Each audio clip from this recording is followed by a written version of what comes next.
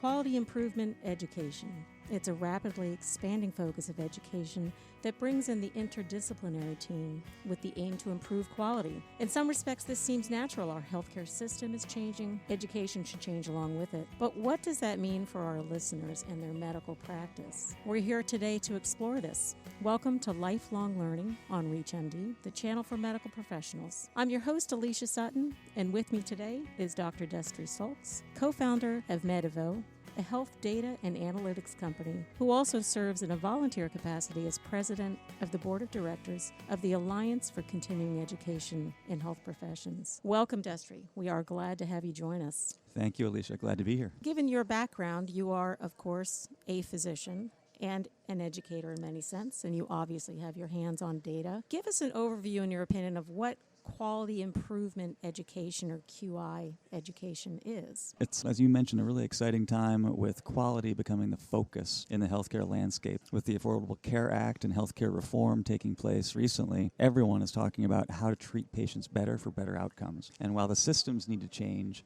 the systems also need to learn how to change. And we as educators in this organization, the Alliance, what we're here to do is to help the educators have an impact on the systems and help the systems build the tools to basically treat patients better and get better outcomes for those patients. So you've mentioned systems, you've mentioned patients, you've mentioned providers. I think QI means different things to different people. I say you probably agree. Some also say it's about education, it's about research, it's about the practice. Is there a global way for our listeners to kind of think of QI education as it might start impacting how they like to learn? Absolutely. QI, I would say, traditionally has had its own set of experts and own set of organizations that support it. So quality improvement itself. Education has really been in a parallel world, where educators are educating healthcare professionals on knowledge, skills, and attitudes and how to treat patients, but they haven't been really connected directly to the quality improvement organizations. And so quality improvement education is really a new concept. Yeah. And what we're here to do is to help define it and then to build it and implement it across the nation, really. It makes sense that it would be a parallel. You've got the traditional way, as you said, and now you've got newer ways, including the patient him or herself. How does the patient factor into that model? Really good question. It's not only the patient, it's actually the patient and their entire caregiving constellation, I'll call it. So the family, their friends, and then all the clinicians that help them. And the way I like to think about this is to get specific and look at an actual disease state like heart failure. So there's been a lot of talk lately about heart failure patients leaving the hospital after some episode and then getting readmitted within 30 days. And basically that's because they haven't been transitioned out with a good plan and a good support system so that the patient themselves knows what to do, as well as their family and anyone else that helps care for that patient. And so what quality improvement has striven to do is really reduce those readmissions through building that support network, which is a fantastic effort, and a lot of examples exist where those readmission rates have gone down. What hasn't been happening and what we think can happen now is education can be a very specific element within that effort. So educating not just the institution and the systems around how to transition that patient out of the hospital, but then educating the family and all the caregivers in the local community about how to take that patient back into the home. And so we think there's real great opportunity to build a quality improvement education system now. I think that's so true, especially when it relates to health IT or health information technology and patient engagement. Are you seeing more of that being done in institutions where they're relying on some of the more technology advanced tools to bring the patient to a better level of understanding? Well, I tell you, there's legislation in the Affordable Care Act itself that requires now that patient have access to all of their, not just lab data, but all of their healthcare information in their EMR. And so that is now available. There are precious few examples of patients truly getting engaged, so I think that is still a big challenge that we all need to address. You hear about it on bedside education where they roll in a monitor that you can look at it, but then you also hear about it at home where they can access it, but perhaps they aren't accessing it as much as they should. Many of our listeners are obviously educators as well. They're lifelong learners, they're in the healthcare environment, they're clinicians who might have to train their own staff, they might work at an academic center.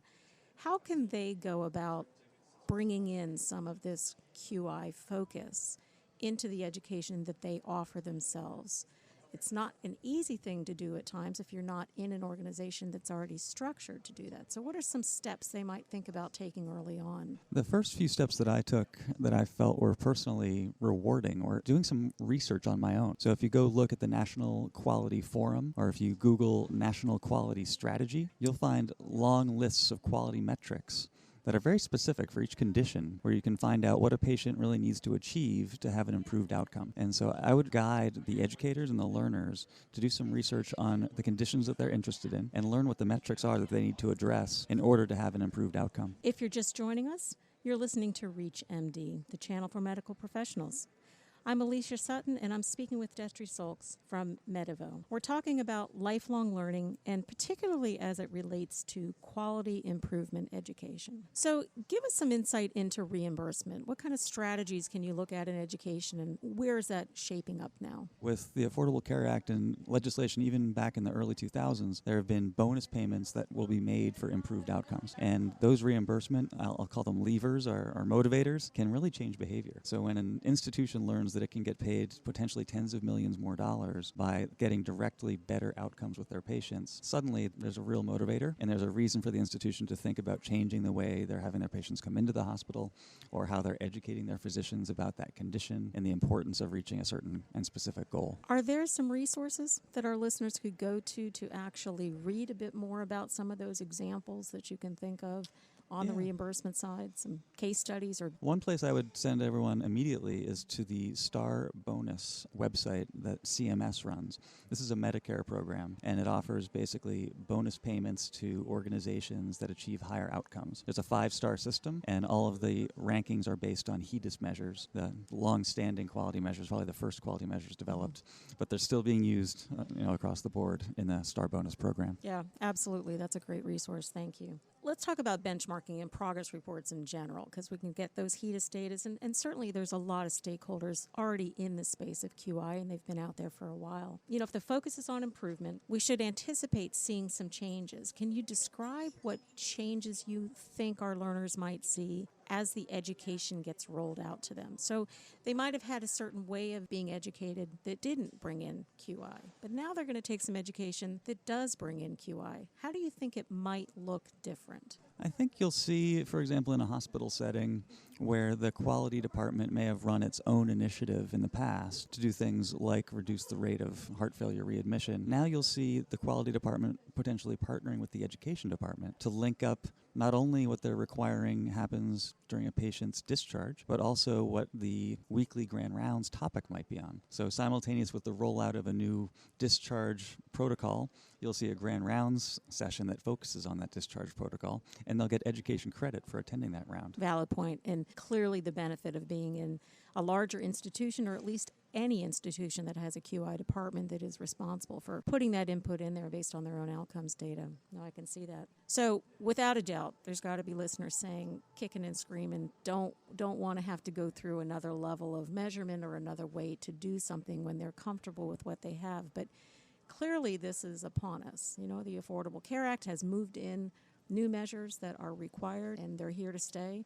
What do you think some of the value propositions are that we could put in front of learners who might be less reluctant? Well, as a physician, and part of the reason we founded our data analytics company is that we know there's a lot of data on our patients out there, but we haven't had great access to that data. So if you asked me on an anecdotal level if I'm treating my patients well, I'll say, of course I am. I'm trained well. Everyone that comes in front of me, I treat them right away. But if you actually just show me a bunch of data on my patients, I typically don't have access to that. And once I see a list of all the patients who aren't at their goals or haven't necessarily even been in for a visit recently, that enables me to take action.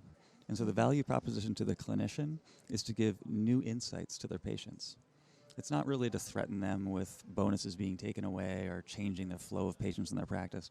It's really just giving them new insights and analytics around how their patients are being treated. Absolutely. I think the data story is the key here, is to let them see it. Because you're right, people do believe they're providing the best care. So what are some of those creative ways that data companies are putting that story out there to get access to it? We know patients can obviously get some of their own data, but what are we using for clinicians to see the data story behind their own practice? As a clinician, I think the most important thing is to go to your EMR, your electronic medical record or health record, or your system, and demand these kinds of reports, because they exist. And the only way you get them, it's the don't ask, don't tell rule. You need to go ask, and then you'll start receiving some insights that you've never seen before. And so that's, I think, the first thing that needs to happen. And again, like I said, this is why we started our own company, is because we realized if you could show me a list of 300 patients and 50 of them had A1Cs over 10% and haven't been in for 6 months, well, of course I'm going to have my staff call them right in immediately. So I think that's the immediate next step for us all. Agreed. It's sort of an action plan based on your data that you might not be seeing. And like you said, I mean, the data's out there. It's in the EMR, but perhaps some of our listeners are not accessing that data as frequently as they should. That's a good point, that they should reach out and ask for it. So, crystal ball, what do you think it's going to look like? Say, let's go out a few years. Let's go out maybe 3 years and think, what is it going to look like realistically for QI in education and what the data might tell us? Well, one thing I think we'll certainly see is very different type of QIE in each specialty. And the reason I say that is that we try to talk about this in blanket terms, but it's very specific to what condition we're treating. So a patient who has heart failure is going to be much different than the patient who has macular degeneration, much different than a patient who has a hernia. And so depending on what the condition is, you're going to see a different, I guess I'll call it a constellation of resources that are developed. And so first of all, one thing that will be common is that EMRs will show you better reports. So you will see more automated reporting coming, and it'll be specific again to your condition, but it will help you treat that patient better by knowing the critical factors that need to be addressed to have the best outcome. Okay, fair enough. I can hear that. You know, we've got maintenance of certification standards, we've got maintenance of licensure coming up. You're seeing that evolve more into that, where you're really going to see a difference. If you want to keep that license, you want to keep those standards, it'll be very specific to those conditions. I mean, my dream is that these new certification standards will be very specific to each specialty, which is underway right now, but the crystal ball dream would be that they're so specialized that we're really looking at patient outcomes to determine if someone should be recertified or not. Where can our learners go to learn more about QIE? We talked a little bit about what they can find for data examples, but what are some resources that you would recommend they could turn to get a better understanding of what's going to impact their lifelong learning as they go through the journey? Well, certainly, in my role at the Alliance, I have to bring them to the Alliance website because we have a lot of resources there to provide some context. Beyond that, of course, there's been organizations doing this for quite a while. So certainly the CMS website has great resources. That's the Medicare website. And also the Institute for Healthcare Improvement is another organization that's been at this for a long time as well. And finally, the National Quality Forum is a great resource to look for the history of how these quality metrics have been developed. Well, as we wrap up, any final comments about QIE, what you see on the horizon, some advice you can give to the listeners? My advice is to ask for these reports. I think that's the most important thing that we can all do is to not sit in our status quo and resist this change, but actually to start asking for what's available through our current analytic systems and our current quality improvement departments in our local institutions. I really thank you for your time and your insights, Destry. Very, very useful. Thank you, Alicia. This was very helpful. So to access this and other interviews in the Lifelong series, please visit reachmd.com. I'm your host, Alicia Sutton, and we've been talking to Destry Sulkes from Medivo. Thank you very much.